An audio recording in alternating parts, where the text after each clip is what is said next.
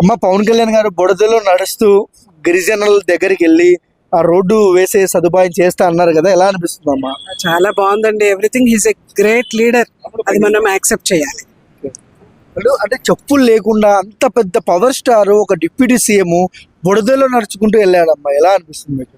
Automatically అందులో అసలు సందేహం ఏముందండి, చాలా గ్రేట్ థింగ్.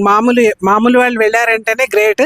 అంత పొజిషన్లో ఉండి అంత లాయల్గా ప్రజలకు అంత సేవ చేస్తున్నారు. నా రెస్పెక్ట్స్ టు పవన్ కళ్యాణ్ గారు. అంటే ఆ ఏరియాకి 2018లో వెళ్ళారు, మాట ఇచ్చారు, నిలబెట్టుకున్నారు అంటారా? మళ్ళీ వెళ్ళి 100% నిలబెట్టుకున్నారండి. అంటే ప్రజలు పెట్టుకున్న నమ్మకాన్ని కళ్యాణ్ గారు నిలబెట్టుకుంటారమ్మా? నిలబెట్టుకుంటారు. వారు ఇంకా అలాగే ఇంకా ఎదిగి చాలా సేవ చేయాలి, ఆయన చేస్తారు కూడా. అందరికీ ఆ నమ్మకం ఉంది. ఒక ఏపీ ఓటర్గా కళ్యాణ్ గారి గురించి చెప్పమంటే 1 word లో ఏం చెప్తారమ్మా? అది చెప్పేశాను కదా, ఆల్రెడీ అయిపోయింది. Done. In 1 word is a great leader.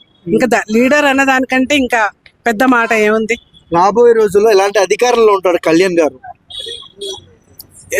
ఎంత ఎత్తుకైనా ఎదగచ్చండి. ఇప్పుడే కదా ఆయన అడుగులు వేశారు, రావడమే ఒక ప్రపంచం సృష్టిస్తూ వచ్చారు. తప్పకుండా ఆయన చాలా హైట్స్ కి వెళ్తారు.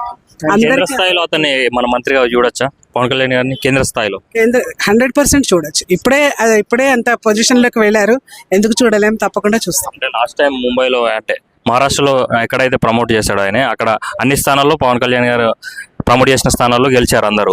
సో అలా అని కేంద్ర స్థాయికి వెళ్తారని చాలా మంది రూమర్స్ వస్తున్నాయి.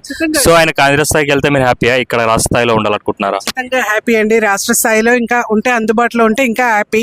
ఎక్కడున్నా సేవ చేసేవాళ్ళు ఎక్కడున్నా అందరూ హ్యాపీ అండి. అలాంటి గ్రేట్ లీడర్ ఎక్కడ ఉన్నా కూడా అందరూ హ్యాపీ. రానున్న రోజుల్లో సీఎం గా చూడొచ్చా మనం? సేవ చేయలేని వాళ్ళు ఎక్కడ ఉన్నా హ్యాపీ కాదు ఆయన.